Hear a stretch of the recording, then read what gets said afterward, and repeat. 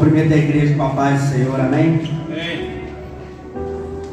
Você que trouxe a sua Bíblia, vamos abrir no Evangelho de Jesus Cristo, segundo escreveu Mateus, capítulo de número 7. Nós vamos ler a partir do versículo de número 24. Amém? Todo aquele, pois, que escuta estas minhas palavras e as pratica, será comparado ao homem prudente, que edificou a sua casa sobre a rocha, e desceu a chuva, e correram rios, e sopraram ventos, e combateram aquela casa, e ela não caiu, porque aquela casa estava edificada sobre a rocha. E todo aquele que ouve essas minhas palavras e não as cumpre, será comparado ao homem insensato, que edificou a sua casa sobre a areia, e desceu a chuva, e correram rios, e sopraram ventos, e bateram com ímpeto contra aquela casa, e ela caiu, e foi grande a sua queda.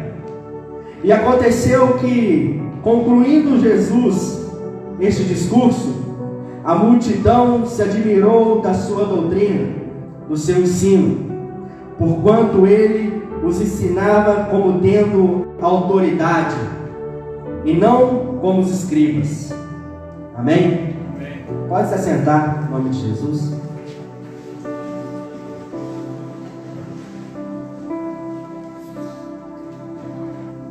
Abraham Lincoln, um dos grandes homens da história americana, ele disse o seguinte sobre a Bíblia: eu amo a Bíblia, eu creio na Bíblia, ela é a maior dádiva que Deus deu ao homem.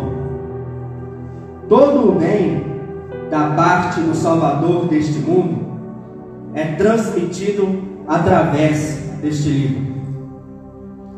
Dom Pedro II, imperador do Brasil, ele disse o seguinte: eu amo a Bíblia, eu a leio todos os dias, e quanto mais a leio, tanto mais a amo. Há alguns que não gostam da Bíblia, eu não os entendo. Eu admiro a Bíblia pela sua simplicidade, suas repetições e suas reiterações da verdade. A Bíblia é a palavra de Deus. Ao contrário do que alguns, dentro de um pensamento chamado moderno, defendem, a Bíblia não é apenas o recipiente, ou seja, o livro que contém a palavra de Deus. A Bíblia é a palavra de Deus. A Bíblia, ela é o cômputo de Deus para o homem. Ela é o parâmetro de Deus para a nossa conduta e para a nossa vida. A Bíblia é um mapa para a nossa conquista, o GPS da nossa viagem.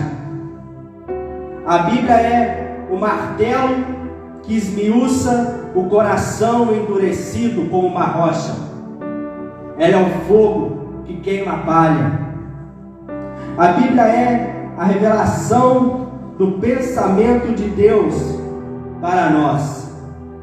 Ela é a constituição que rege a vida daqueles que pretendem um dia morar no céu. Já dizia o profeta: achando eu as tuas palavras, logo as comi. Elas foram gozo e alegria para o meu coração. Irmãos, eu leio a Bíblia de maneira disciplinada, temática e recorrente, cerca de uns 4, 5 anos. E o que eu vou dizer para vocês pode parecer estranho. A Bíblia, ela nem sempre me agrada. ela nunca me massageia. A Bíblia ela sempre me conforta, mas ao mesmo tempo, com a mesma frequência, ela me confronta. A Bíblia não é um livro para me tornar confortável. Na verdade, a Bíblia é um livro para me desconfortar. Porque quando ela me gera desconforto, ela provoca em mim o desejo de mudar, de chegar ao parâmetro, de chegar ao patamar que Deus está querendo de mim. Nem tudo o que está na Bíblia, eu, Douglas, falando humanamente, eu concordo, eu concordaria. E deixa eu dizer para você, no dia em que você ouvir pregações bíblicas, preste atenção, em algum momento, inevitavelmente, ela vai te causar desconforto, porque o plano de Deus para nós é nos confrontar, para nos transformar naquilo que Ele deseja, naquilo que Ele almeja que nos tornemos. Amém? O Senhor Jesus, aqui nesse texto, Ele está concluindo o mais famoso sermão de todos os tempos, né? O chamado Sermão do Monte. Alguns chamam de o Sermão das Bem-aventuranças. Na verdade, nesse sermão, Jesus ele está lançando os fundamentos doutrinários do reino que ele veio estabelecer, o reino de Deus. Em todo o capítulo 5, 6 e 7 do Evangelho segundo Mateus, Jesus ele estabelece os fundamentos do reino de Deus aqui na terra. E quem quiser fazer parte desse reino, vai precisar praticar, vai precisar entender e vai precisar ler estes 3 capítulos que trazem a regulamentação, que trazem o regimento interno daqueles que um dia desejam integrar o reino de Deus. Estudiosos se reuniram para selecionar, depois da Segunda Guerra Mundial, as melhores mentes pensantes de todos os tempos e os sermões mais impactantes da história da humanidade. E dentre todos eles foram selecionados os 100 maiores discursos, os 100 maiores sermões da história. E este sermão de Jesus no monte, ele foi colocado como número 1 da lista. Este sermão de Jesus, ele é o mais poderoso discurso da história. Ele não é um discurso religioso, ele não é um discurso político. Jesus está revelando para nós o que Deus espera daqueles que um dia pretendem fazer ou fazem parte do seu reino. Por isso ele começa dizendo: bem-aventurados os que choram, bem-aventurados os que amam e praticam a justiça, bem-aventurados os que são perseguidos, bem-aventurados são os pacificadores. Ele começa aqui, Jesus começa a construir os fundamentos dessa bem-aventurança. E aqui Jesus, no capítulo 7, versículo de número 24, ele conclui o seu discurso dizendo: todo aquele que ouve essas minhas palavras, e que palavras? Todas essas que eu acabo de discorrer em todo o capítulo 5, 6 e 7, todas essas palavras que eu acabo de discorrer em todo o Sermão do Monte, todo aquele que ouve essas palavras e as pratica. Eu vou ser um pouco indelicado. Jesus ele não disse todos aqueles que ouvem essas minhas palavras e se tornam membros de uma religião. Todos aqueles que ouvem essas minhas palavras e as praticam o que eu disse, colocam em ação o que eu acabei de dizer. Irmãos, nós nos tornamos membros de uma comunidade porque o ser humano, ele é um ser social, ele é um ser relacional. O escritor da Epístola aos Hebreus, ele diz que nós devemos congregar para edificarmos-nos mutualmente uns aos outros e para consolarmos-nos mutualmente uns aos outros, até que venha o dia do Senhor. Então, nós devemos congregar não para fazer parte do reino de Deus. Nós devemos congregar para edificarmos uns aos outros, para consolarmos uns aos outros. Porque para fazer parte do reino de Deus, Jesus ele está dizendo: aqueles que colocam em prática as minhas palavras. Nós congregamos porque nós queremos nos edificar. Nós queremos nos consolar. Então, como é que eu coloco em prática a palavra de Deus? Eu coloco em prática a palavra de Deus a partir do momento em que o irmão ele ministra na minha vida, a partir do momento em que eu ministro na sua vida, a partir do momento em que você ministra na vida do seu irmão, e nós vamos ministrando um na vida do outro esse reino de Deus. E esse reino de Deus, ele vai sendo inserido dentro de nós através da palavra. De modo que em Lucas, capítulo de número 17, nos versos 20 e 21, Jesus diz assim: quando chegar o reino de Deus, ninguém dirá, ei-lo ali, ou ei-lo aqui, ou ainda ei-lo acolá, porque o reino de Deus está em vós. Então, Jesus diz: todo aquele que ouve essas minhas palavras e as coloca em prática, é semelhante ao homem prudente que constrói a sua casa sobre a rocha.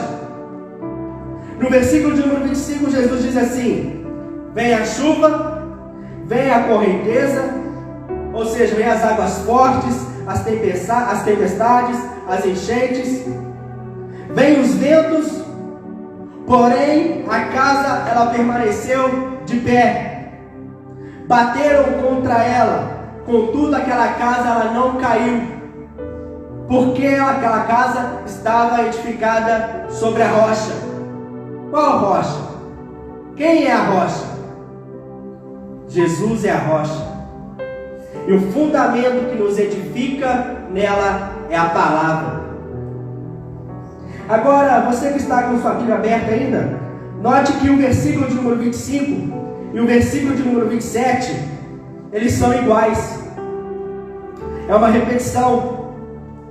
No versículo de número 24, Jesus diz assim: todo aquele que ouve a minha palavra e coloca em prática será semelhante ao homem prudente que edificou a sua casa sobre a rocha. No 26 ele diz assim: todo aquele que ouve a minha palavra e não coloca em prática será comparado ao homem insensato, louco, ao homem prudente que edificou a sua casa sobre a areia. Agora eu vou ler o versículo de número 25 e você acompanha no 27. Eu vou ler o 25 e você acompanha no 27. Olha o que Jesus diz: desceu a chuva, repete no 27. Correram as torrentes, repete no 27. Sopraram os ventos, repete no 27. E bateram com ímpeto contra aquela casa. Veja que Jesus ele repete. Preste atenção. Aqueles que ouvem e aqueles que não ouvem, ou aqueles que colocam em prática e aqueles que não colocam em prática, eles passam pelas mesmas circunstâncias. É isso que Jesus ele está ensinando aqui. Vem a chuva, vem os ventos, vem as tempestades, batem com ímpeto contra a casa.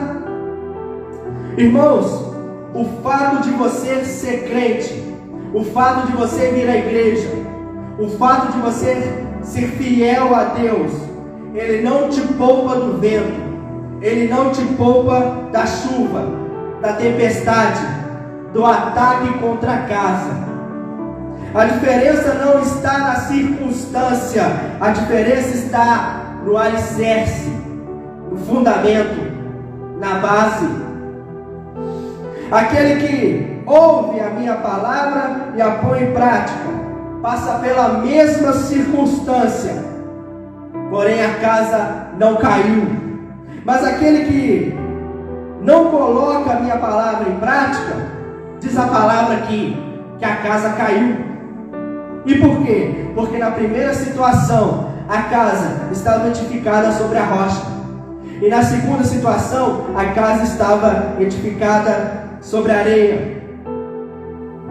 Mas qual é então o segredo para a casa não cair?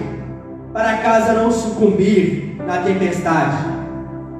O segredo é esse, que todo aquele que ouve as minhas palavras e coloca em prática o que eu disse. Mas de que maneira eu posso utilizar da palavra de Deus na minha devoção pessoal, no meu alimento diário? Irmãos, quantas vezes você se alimenta por dia?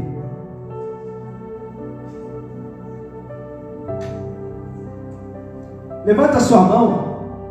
Quem come, quem se alimenta pelo menos uma vez no dia. Só uma vez no dia. Amém? Levanta a sua mão, você que alimenta 2 vezes por dia. Levanta a sua mão agora, você que se alimenta 3 vezes ao dia. Agora, entre o café da manhã e o almoço, você vai lá dar uma beliscada. Entre o almoço e o jantar, você vai lá e dá mais uma beliscada. E entre o jantar e a hora de dormir, você vai lá dar uma beliscada de novo. E tem aqueles ainda que levantam de madrugada e vai lá e dá mais aquela beliscada. Aí vem uma palavra. Quantas vezes você alimenta a sua alma por dia? Se o teu corpo ele precisa ser mantido, a tua alma ela precisa ser nutrida. No livro de Jó está escrito que os ouvidos são a boca da alma. O que é que tua alma anda ouvindo? O que é que você anda ouvindo para alimentar a tua alma? Do que a tua alma tem se alimentado? Quando eu estava preparando essa palavra, eu li uma passagem que está lá em 1 Pedro, capítulo número 2, verso 2, quando ele diz assim: desejai, como meninos recém-nascidos, o leite materno não falsificado. Nós precisamos desenvolver anelo, desejo, paixão, fome pela palavra na nossa devoção pessoal. Escolha um horário do seu dia para você ler a Bíblia. Faça da leitura bíblica uma prática habitual. Não leia a Bíblia como você lê um livro qualquer. Não leia a Bíblia como você lê um livro de romance. Leia a Bíblia, por exemplo, como você lê a Constituição. Leia a Bíblia com o seguinte sentimento: isso aqui pode salvar a minha vida. Isso aqui pode salvar a vida da minha família. Leia com esse sentimento. Na devoção pessoal, a leitura da palavra de Deus, ela vai gerar em nós, em primeiro lugar, conhecimento. O livro do profeta Daniel, capítulo número 1, verso 4, quando o rei Nabucodonosor, ele decide que ele quer treinar, que ele quer preparar jovens hebreus para servi-lo e para assisti-lo nas coisas do reino, ele diz assim: eu quero jovens em que não há defeito algum, de bela aparência, dotados de sabedoria, inteligência e conhecimento, e que tenham capacidade de assistir no palácio do rei, e que eles tenham habilidade para aprenderem as letras e a língua dos caldeus. Note que aqueles jovens precisavam ser de boa aparência, sem defeitos, cheios de sabedoria, inteligência e conhecimento. Irmãos, as portas estão abertas. O milagre da oportunidade, ele está sendo gerado. E qual é o nosso problema? O nosso problema é que nós resumimos o milagre em fé. E muitas vezes a fé, ela gera o milagre, mas é que você não tem habilidade para viver este milagre. Você não se preparou para isso.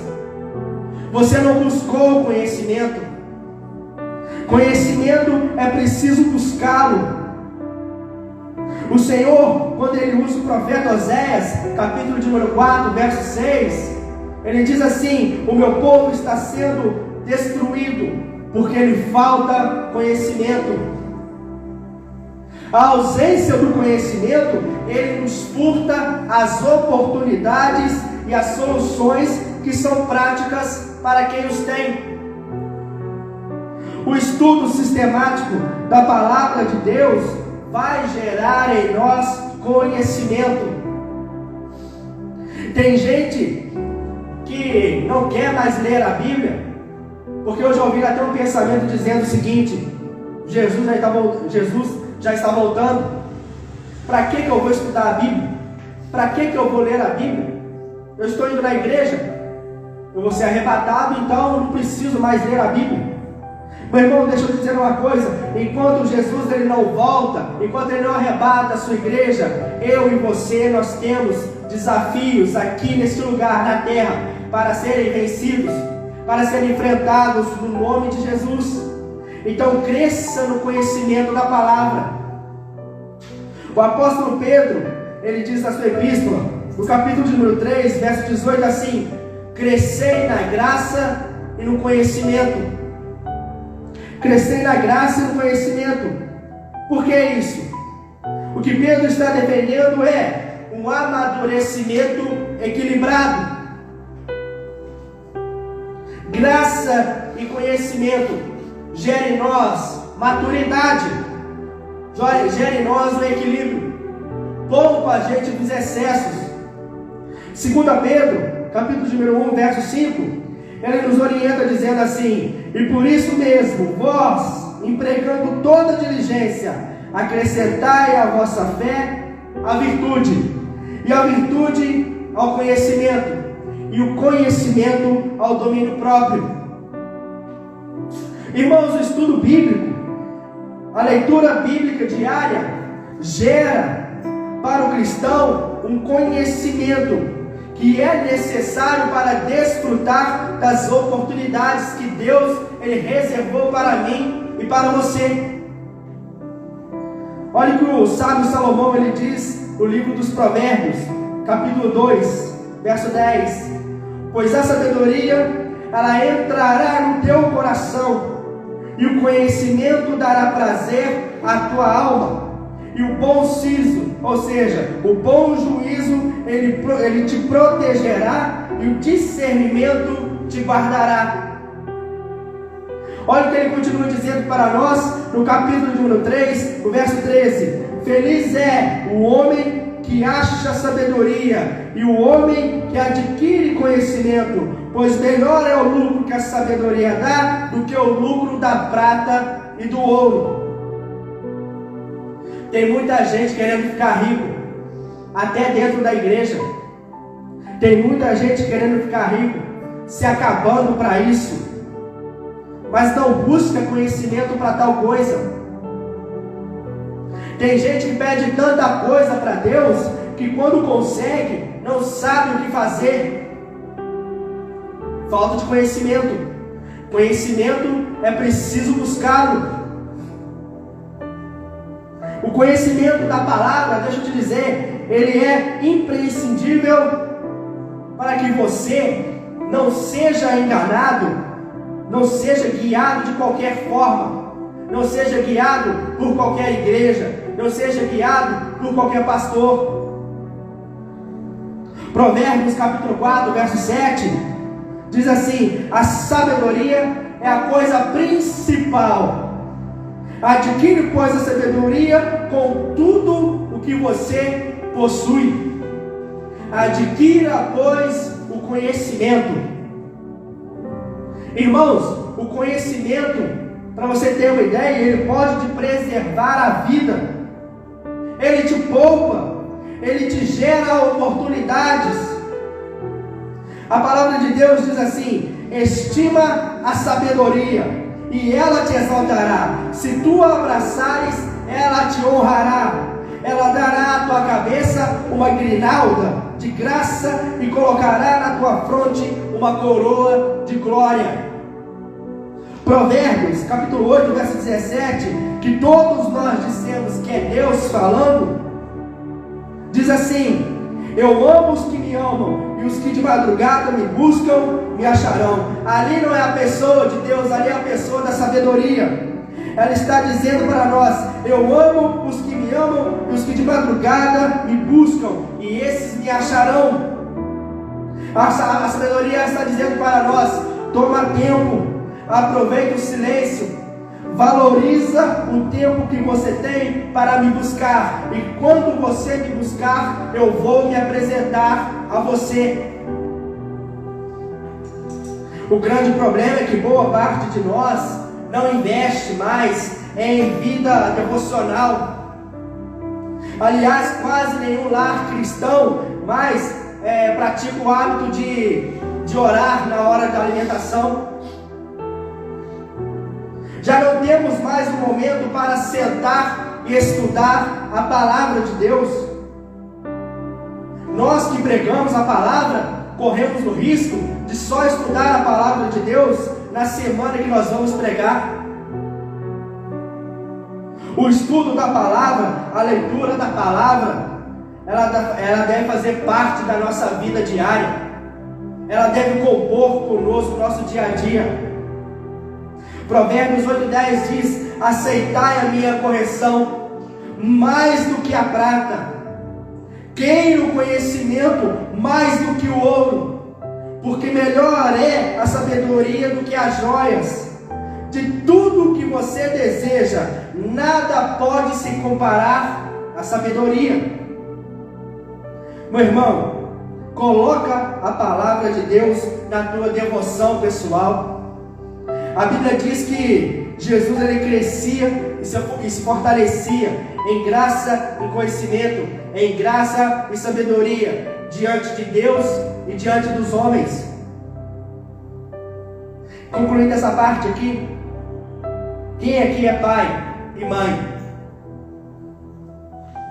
Deus abençoe você, Deus abençoe seus filhos.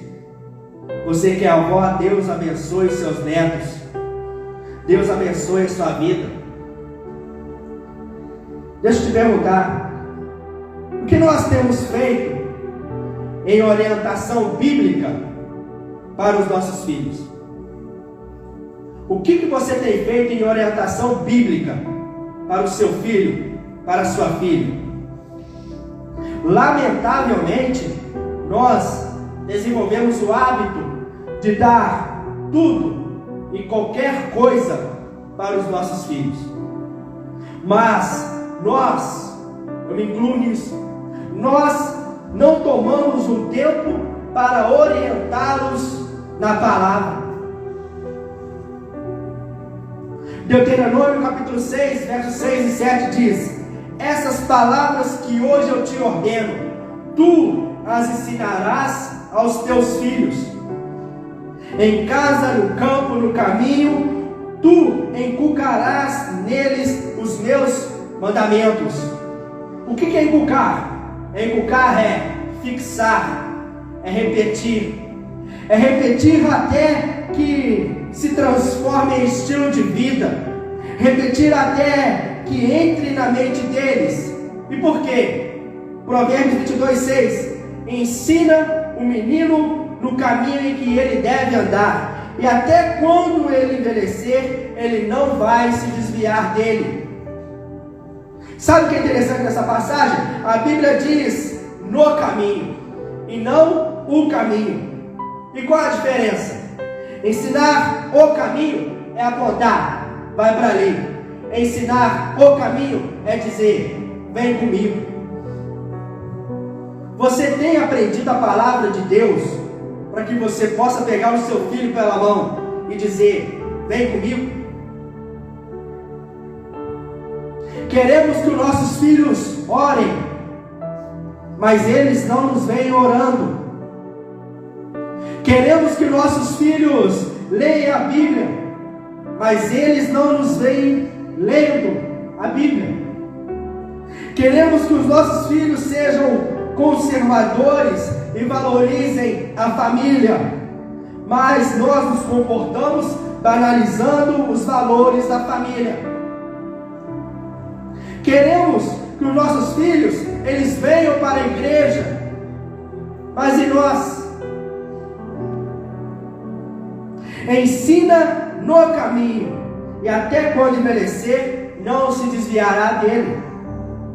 Ensinar os filhos e não os afastar de Deus. O que nós não podemos é transformar a fé em escravidão, transformar a igreja, o evangelho, em um mecanismo de punição. Ensina, orienta, pastoreia a sua casa. O lugar de pastorear a sua família, irmão, não é na igreja, é em casa. Você que é pai, você é sacerdote, você é pastor na sua casa. Exerça o sacerdócio no seu lar, exerça a liderança espiritual na tua casa, na tua família. Pastoreia a tua mulher, pastoreia os teus filhos. Você também, mãe, se o teu marido ele não é convertido, pastoreie o teu marido, exerça uma liderança espiritual na vida dele. Você, pai, mãe, que é cheio do Espírito Santo, cheio da graça de Deus, ensine, pastoreie, oriente, e a graça de Deus ela vai tomar conta da tua casa e vai se cumprir na tua vida. O que está escrito lá em Atos 16:31, crê em Jesus Cristo e tu e toda a tua casa será salva. Irmãos, você sabia que a leitura bíblica ela nos torna bem-sucedidos? Estudar a Bíblia, ela abre caminhos de prosperidade. O livro de Josué, capítulo número 1, verso 7 e 8 diz assim: então somente esforça-te, tem muito bom ânimo, cuida de fazer conforme toda a lei, toda a palavra que o meu servo Moisés te ordenou. Não te desvie dela, nem para a direita, nem para a esquerda, a fim de sejas bem-sucedido em tudo que fizeres e por onde quer que andares. Não se aparte da tua boca o livro desta lei, antes medite nela de dia e de noite, para que tenhas cuidado de fazer conforme tudo o que nele está escrito, porque assim fará prosperar o teu caminho e serás bem-sucedido. A Bíblia, ela é um livro que te ensina sobre tudo, de tal forma que muitas pessoas estão usando a Bíblia não para pregar, mas para ensinos filosóficos. Tem muito pregador hoje em dia que está citando a Bíblia e não pregando a Bíblia. Você quer prosperar? Faça da sua Bíblia a sua cabeceira, seja ela a sua última leitura à noite, seja a Bíblia a sua leitura ao acordar pela manhã. Deixe uma Bíblia no lado da sua cama. Não deixe que o WhatsApp ele seja a sua última leitura à noite. Não deixe que o Instagram ele seja a sua primeira visualização pela manhã. Acorde com o texto sagrado. Acorde com a leitura bíblica e ela vai fazer prosperar o seu dia, o seu caminho. Joel, capítulo de número 2, verso 23, ele diz assim: e vós, filhos de Sião, regozijai-vos e alegrai-vos no Senhor vosso Deus, porque Ele vos dará um ensinador de justiça, em justa medida a chuva temporã. Fará descer a chuva no primeiro mês, a temporã e a serôdia. E as eiras se encherão de trigo, os largares transbordarão de mosto e de azeite. E irei restituir os anos que comeu o gafanhoto. E vós comereis abundantemente e vos fartareis. E vós louvareis o nome do Senhor vosso Deus, que procedeu para convosco maravilhosamente. E o meu povo nunca mais será envergonhado. E vós sabereis que eu estou no meio de Israel, que eu estou no meio de ti, e que eu sou o Senhor vosso Deus, e que não há outro. E o meu povo nunca mais será envergonhado. E há de ser que depois derramarei o meu espírito sobre toda a carne, e os vossos filhos e as vossas filhas profetizarão, e os vossos velhos terão sonhos, e os vossos jovens terão visões. E também sobre os servos e sobre as servas naqueles dias derramarei o meu espírito. Tudo aqui começa com ele dizendo: eu vos enviarei o ensinador de justiça. A palavra ela te abrirá caminhos de prosperidade. A palavra vai te ensinar a você gerenciar o teu negócio. A leitura da palavra ela vai abrir para você oportunidades que você nunca viu. Irmão, antes de você ir trabalhar, abra a Bíblia. Não deixe a Bíblia como um enfeite na sua estante. Abra a Bíblia, faça uma leitura, faça disso uma rotina, faça disso uma disciplina para você. A leitura da palavra, ela vai te aproximar de Deus. A leitura da palavra, ela vai te levar a conhecer Deus. Mas não apenas um Deus de religião. A leitura da palavra vai levar você a conhecer o Deus que é teu Pai. A leitura da palavra, ela vai te aproximar de um Deus que é teu Pai. Ela vai te levar ao conhecimento do Pai.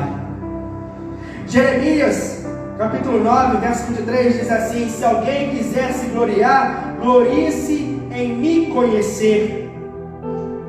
Deus está dizendo aqui: se você quer, se tem algo que você deve se gloriar, se tem algo que você deve se sentir orgulhoso, é em me conhecer, em saber que eu sou teu Pai. Oséias, capítulo 6, verso 3, ele diz assim: conheçamos e prossigamos em conhecer ao Senhor. Quanta gente na igreja sem conhecimento algum de Deus. Quanta gente na igreja tendo com Deus um mero relacionamento religioso. Jó, provavelmente, ele é o crente mais, ele é o maior crente no Antigo Testamento. Lá no capítulo 40 do livro de Jó diz assim: Senhor, eu te conhecia só de ouvir falar. Quanta gente conhece a Deus só de ouvir falar? O Deus que o pastor fala na sexta-feira, o Deus que o pastor fala no domingo. Ei, o Senhor, Ele quer que nós tenhamos acesso a Ele. A maior prova disso é Jesus na terra. Jesus na terra é a clara revelação que Deus, Ele deseja se relacionar comigo e com você. Ele deseja que nós o conheçamos. A palavra de Deus, ela nos aproxima de Deus. Fique de pé, por gentileza. Eu estou terminando a palavra.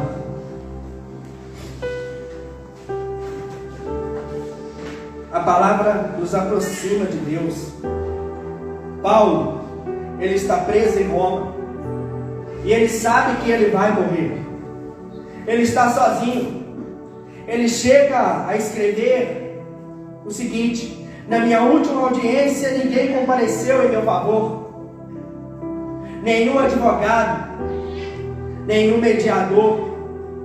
Paulo estava sozinho lá. Mas ele escreve a Timóteo dizendo: eu sei em quem eu tenho crido. É interessante que a expressão eu sei em quem eu tenho crido é a mesma forma de dizer eu conheço quem ele é. Eu sei quem eu servi.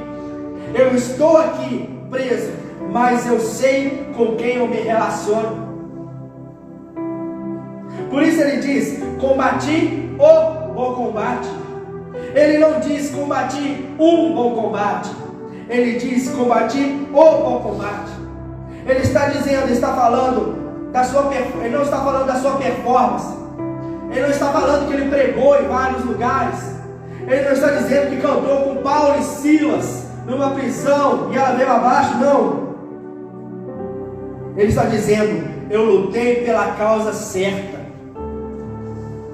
acabei a carreira, guardei a fé.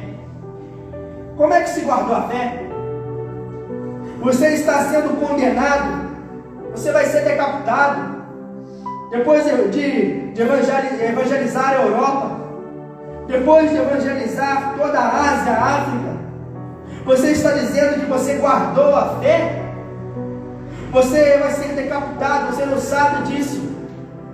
Paulo diz: eu sei em quem eu tenho crido, eu o conheço, eu sei quem ele é, eu sei quem eu servi.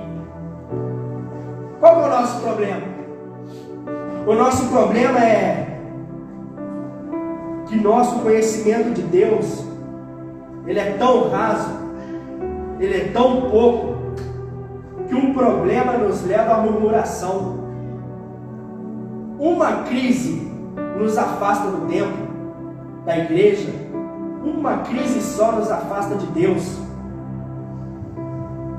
Você não faz ideia do número de pessoas que abdicaram da fé nesse período de que a gente não podia se congregar.